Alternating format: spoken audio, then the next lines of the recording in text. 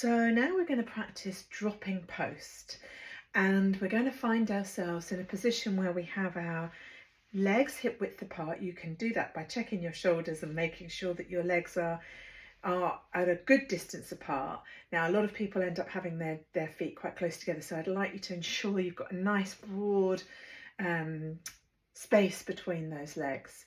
And then I want you to just scan up your body, so from your feet, so make sure your feet are firmly planted on the ground, not scrunching or holding, just gently onto the ground. And then you can feel the doorways in your feet, kidney 1 just around here on your feet, just opening up. And as we scan up through the body, the ankles are soft, the knees are loose, the pelvis is nice and loose, you're not clenching your buttocks. Belly is loose, but your shoulders are away from your ears, so you can bring your hands down. Always a little space between the armpit and the side of the body. The head is connecting to heaven. We have a doorway in the top of the head as well. So there's no chin out like this. The chin comes in like you have an orange underneath. You're connected to heaven.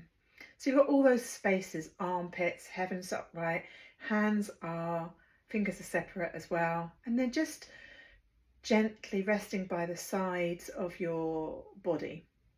Everything is loose and relaxed.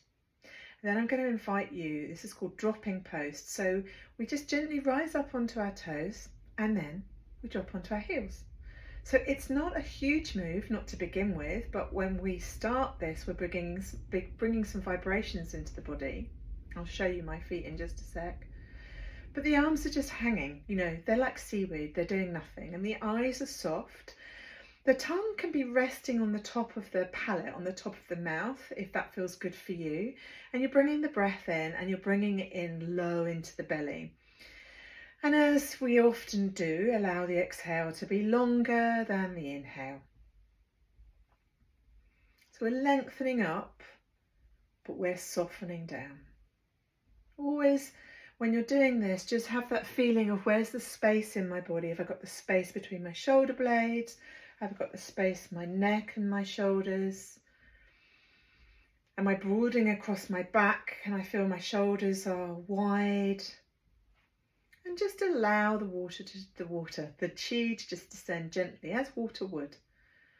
So here's a foot eye view of what we're doing in dropping post. So remember, the feet are hip width apart, leave plenty of space between the hips, just so that everywhere has enough energy to move around. And we're simply lifting on our toes and dropping onto our heels.